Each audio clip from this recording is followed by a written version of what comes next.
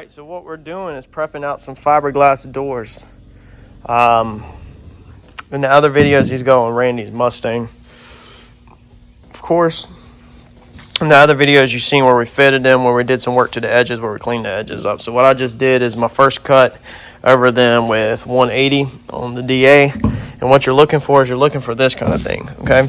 So this is basically the same thing as a guide coat. All this is the areas that are black are low spots, and the areas that are grayish white are where the sandpaper has scratched it up, and that's a high spot.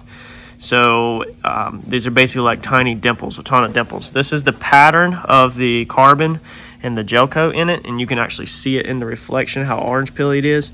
You can actually see over here the fiberglass pattern. It gets really bad when it's down low. Okay, you see all that in reflection of the light.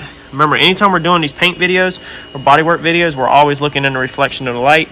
We're never really worried back up here. Your focal point's always your light when you're looking over paint and body. So what we're trying to do right now on your first pass is you're just trying to smooth everything out. Fill it in, because then we're going to go back over it with a primer. So all of this is 180'd and sanded down. You know, there's still some small areas, which that actually looks worse on camera than it is. And we had to do some dolphin glaze here. Mike has to do a little bit of gel coat work to the edge, a little bit of fiberglass work. Like, it's just literally when he mixes up his next batch, you're just going to touch these edges up and probably try to get a little bit in this crack. Like, he doesn't have to actually do any repair on this. It's just I basically need the mixture that he makes up to do it. We just need to put a little bit of resin on these corners and stuff. I don't want to use dolphin glaze because it's easier to pop off, whereas he's already mixing resin for the front end of the car. So while he does that, we'll just go ahead and put the same thing on this. But that's 180 over it. Okay, you can slightly still see a little bit of there. I'm not trying to get carried away, because then we're going to 2K high build primer this, and then we will block it from the block it all flat. So when they build these doors brand new, they do all of their carbon work or fiberglass work with the resin, and then they gel coat them a lot of times, and the gel coat's what leaves the nasty looking orange peel and all the defects in it. And then they expect you, when you buy them, to actually finish coat them. So you can see kind of the outline of where the door handle was. Okay, you can see it on this one. This doesn't need like dolphin glaze. A lot of people are quick to jump on building it up. You don't need to build it up. This don't need to be dolphin glazed. I'll sand this down better with 180, bring it down a little, you know, get some of the black paint. If they painted it, I don't even know if Randy and them painted it. Probably did. So if that's what's on there, then I'll be getting that off. If not, this could be like an E-coat from the factory. Even though this is fiberglass, it's not technically E-coat, but it's like an E-coat, if you know what that is.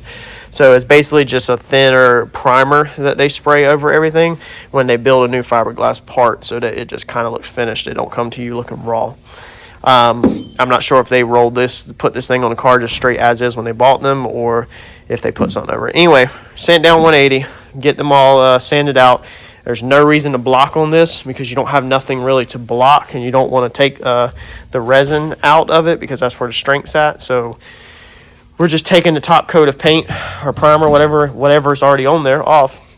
And then when we get our 2K primer on there, which is a high build, that's what we will actually block with, and that's what we'll actually get a flat surface with. So all we're doing right now is just trying to knock a little bit down to get a level playing field, and then we're going to coat over it, and then we'll block our primer, not their stuff.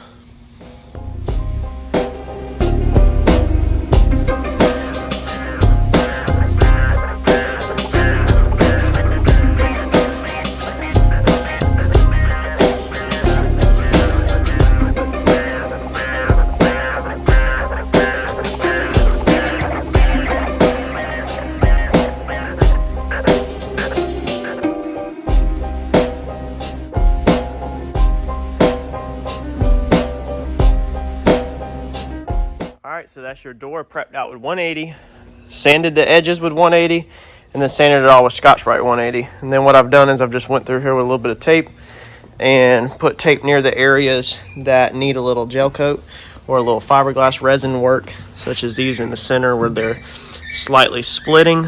And we're about to send this over to the other side of CRC to Mike that does all the gel coat fiberglass work. So you can see all we're nitpicking is the edges that are chipped, chunks that are missing out of them. That looks like, you know, where it got grinded onto something. It's just rough. I just need a little build up so I can sand it. You know, that's it. It's just like 4 little spots. So we're gonna send these over to that side of the shop where Mike is working on Randy's front end and hood, and that is where all the fiberglass and gel coat stuff gets done. So we'll get these back after he's done with them, and then we'll get a primer on them. We're going to finish these doors out today. I'm gonna get them over to my side. Mike filled them in last night, put some, he calls it peanut butter. You'll have to go to his channel to find out what it is, because I'm not even gonna sit here and pretend like I'm gonna tell you what it is. So check out Mike's channel. I can link it in the description. He's gonna be going over how to do all this stuff the right way, because this is not my department. All we're gonna do is get all these sanded down smooth, and then he's still working on the hood. So last time I mentioned it, he didn't have the channel up. He has put a video up since then, so I will link it in this one, and y'all can go check out the correct way to repair all this fiberglass and carbon. But we're gonna get these to my bay, get these sanded out, and get these in primer today.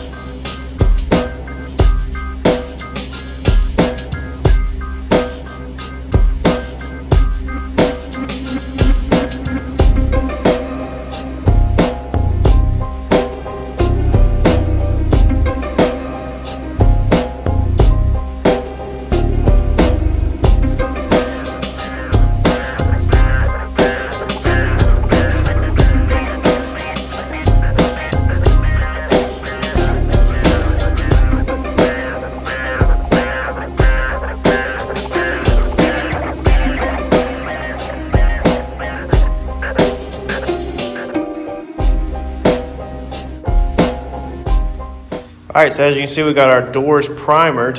We're gonna get some guide coat on them and get them blocked out tomorrow. If you notice, I was doing a lot of spraying around the edges. So in the fiberglass, there's tiny, tiny pinholes. Now, normally you would use a dolphin glaze to fill these pinholes. However, there's quite a bit when you start opening up the top, the black primer or whatever is already there. So being it's a filler primer, I know a lot of people, if you're in the auto body business, your probably mind's about to blow and you're twitching in your seat, you know, but I just use my primer to fill in a lot of them little holes. It's not going to hurt anything. You know, I just put a little bit more on it, and on my edges, if you remember in the wet sand video, I showed you how when you're clear coating and painting stuff, you get buildup on your edges. So I actually purposely tried to get a lot of buildup. I've got a great example of that over here where I loaded it on right there. So again, like I said, when you're watching my videos, you're always looking at the reflection, because that's how you look at paint work, is in the reflection, not over here.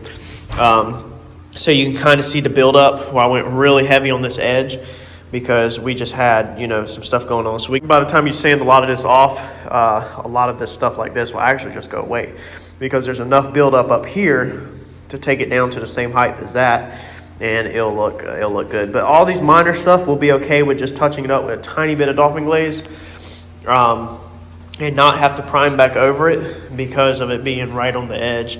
And it's dolphin glaze will be slick enough where you can sand it out. You want to dolphin glaze like the middle of your door, and then sand it and paint it, because you're going to see it. But if you're just working a little nick on the edge of a door or something, you're going to be perfectly fine with that. We're going to make sure our body lines are nice and crisp. Y'all know I'm obsessed with that, and you can tell that I put more primer around where the door handles were. So the door handles had that indentation, and I told y'all in the beginning of the video that I didn't want to put dolphin glaze on it. I was just going to build up extra primer and block it out. So basically the style that I'm kind of doing on these is, if you know anything about restoration work or old schools, how they put so much high build primer on it, or either sometimes they even skim coat the whole car with filler and then block it off to get it straight. Basically, that's what's going on here. Is I have just put quite a bit of primer on it, and then I'm going to sand half of the primer back off. And what that's going to do is give me, you know, a straight surface. Straighten up that body line down there. Let me see if I can get it in the camera. I don't think I can. See, that's how it's so easy for people to hide shoddy bodywork and stuff in videos, because I actually have to work to show you all the flaws sometimes. You can see it right there. If you watch the reflection, you can see how the body line kind of zigzags a little. So it's just from all the sanding, but we'll get that straightened right out with a long block and some guide coat, and that body line will go right back where it's supposed to be. Besides that, it looks amazing. Covered up the strikers. I don't care about the overspray getting down on the actual door, and covered up my hinges because I haven't took them off yet. You know, I don't care about the primer being in the door jamb. Covered up around the track because the top of these doors, they stay black, so you want to go ahead and cover that up. I don't want primer on there.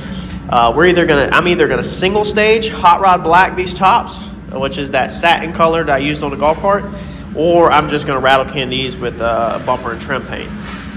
I don't know, single stage is a lot more work. You're not necessarily gonna get a better result. The trim of bumper paint really looks amazing when it's done. The only thing would be is that the hot rod black would have a hardener in it. It would be a little bit thicker. So yeah, there's a lot of blocking on these doors. Then I'm gonna get at it tomorrow. I'm gonna let it shrink back over this afternoon, because as it dries, the product shrinks, and I'm gonna let it get nice and shrunk back. I might do a quick sand over it this afternoon to knock the top off, but I'll definitely be letting it shrink back overnight and then doing final sand on it tomorrow. So I just wanted to show y'all the stage they were in and kind of go over priming them and why there's more buildup around the door handles and stuff like that.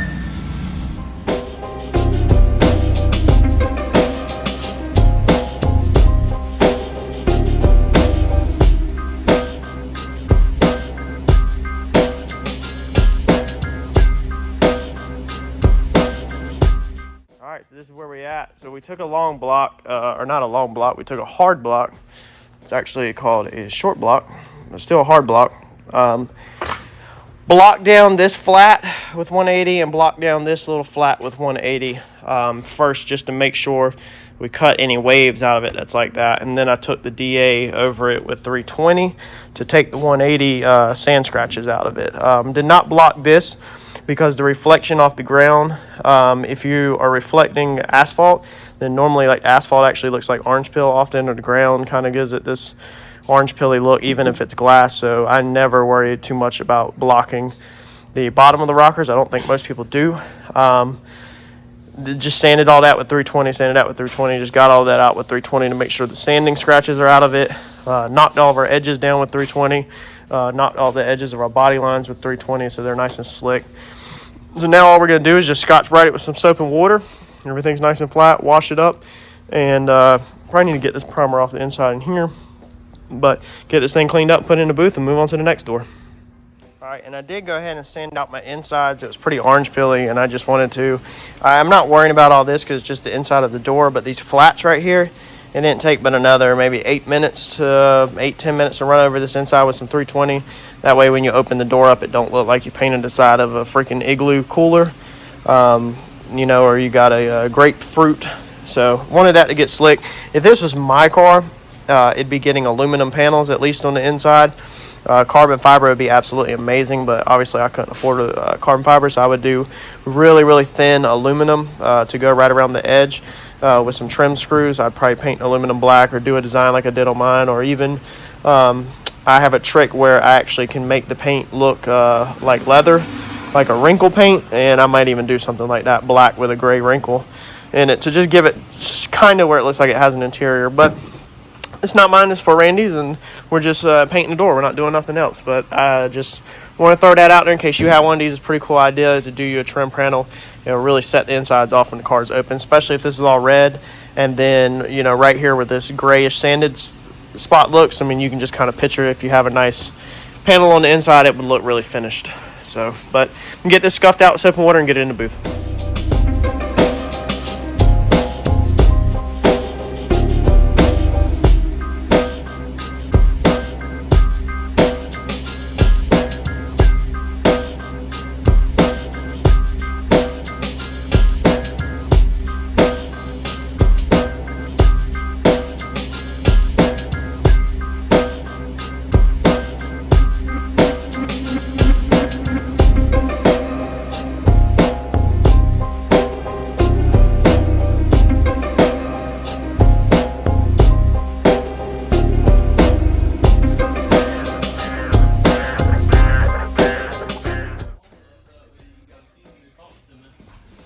There's Eddie always running his mouth, trying to film, and he's always just running his mouth. It's just non-stop. It's all I listen to all day long. Anyways, so we got this bracket here. This is the bottom on Randy's, and this is exactly like we just took it off the car. So here's a lot of the issues that y'all might be having with your doors. If you check, you might not even notice if you're, they're not closing properly. It's just poor design. I don't know the manufacturer of these hinges, but there was absolutely no reason to notch out this aluminum and do like they did. I mean, in my opinion, this thing should have been all the way, this aluminum piece should have been solid, and this should have been sat on top of it and then welded in there, and it would have saved a lot of headache. And also it should have had some braces from here to like here, some triangles or whatever, some braces. So Mike is going to improve these. He should do a video on it on his channel on how to fix these hinges on your car if you have doors that are sagging or just completely messed up.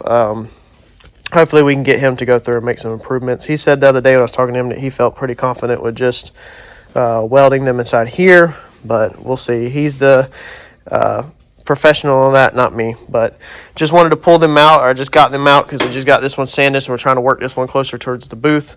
I'm going to show you all that. And then on this, you can see again how bad they're bent. So just overall poor design. See that?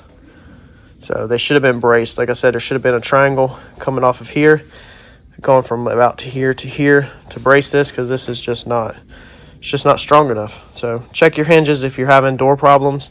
Hopefully might make a video on how to improve these things.